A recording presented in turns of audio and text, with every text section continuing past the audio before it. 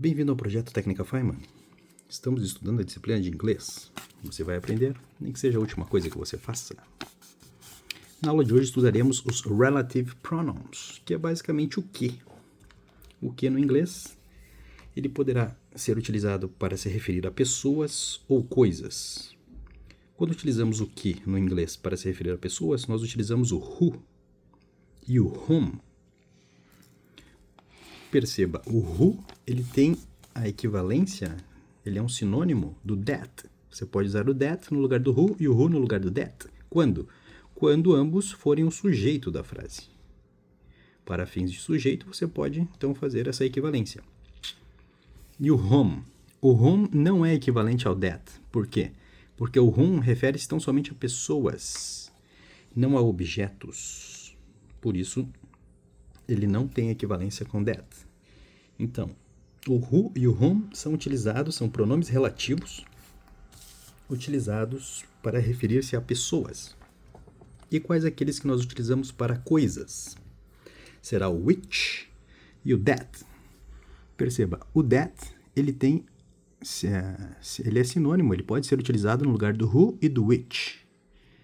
Assim como o which pode ser utilizado o that. Perceba, o that ele pode substituir qualquer um deles, menos o whom. Por causa dessa relação aqui do objeto. Whom não retoma o objeto, apenas sujeito. E uma observação, não se usa that entre vírgulas. Por quê? Porque provavelmente é aquele caso que ele é muito pequeno, então não deveria estar entre vírgulas. Provavelmente é isso.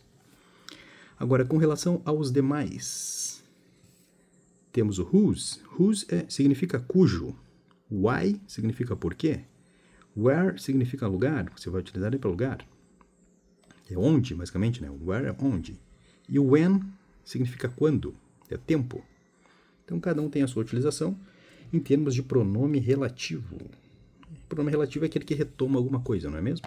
Basicamente é isso. Com relação aos pronomes demonstrativos, perceba, o that também está presente aqui. O that, ele é o singular, ele é um pronome demonstrativo singular, assim como this and that, são pronomes demonstrativos, não são relativos, são demonstrativos. Só que ele também, o that, no caso, ele também é relativo, não é mesmo? Perceba. Quando refere-se a coisas, ou até mesmo pessoas, se estiver no caso do who, poderá referir-se a pessoas. Mas ainda, com relação aos pronomes demonstrativos, qual é o plural de that? O plural de that é those. E o plural de this é these. Legal. E daí? E daí que cada um é utilizado para uma finalidade, não é mesmo? É sempre assim.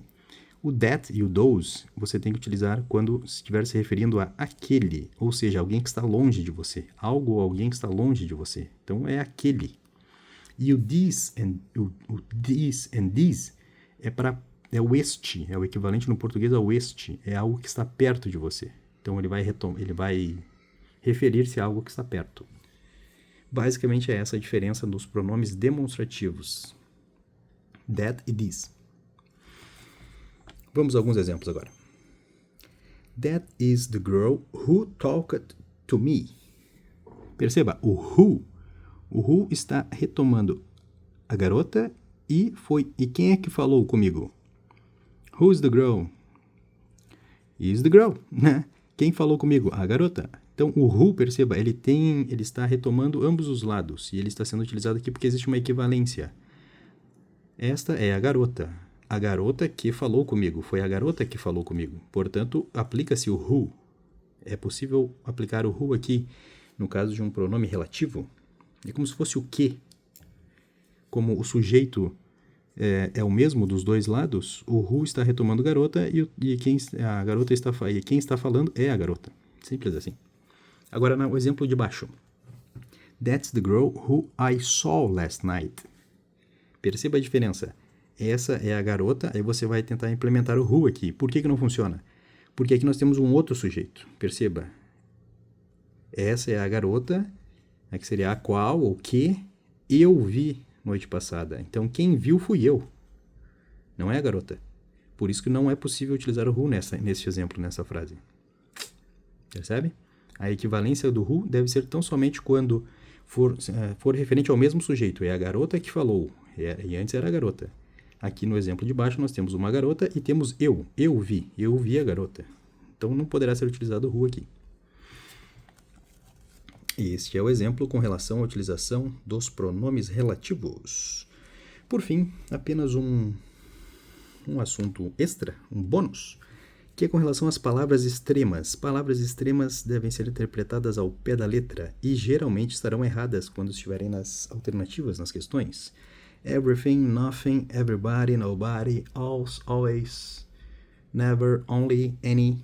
Geralmente são, por se tratarem de palavras extremas, elas vão estar representando, então, estarão generalizando algo na questão, e na maioria esmagadora das vezes, a questão que contém essas expressões extremas é uma alternativa que está errada.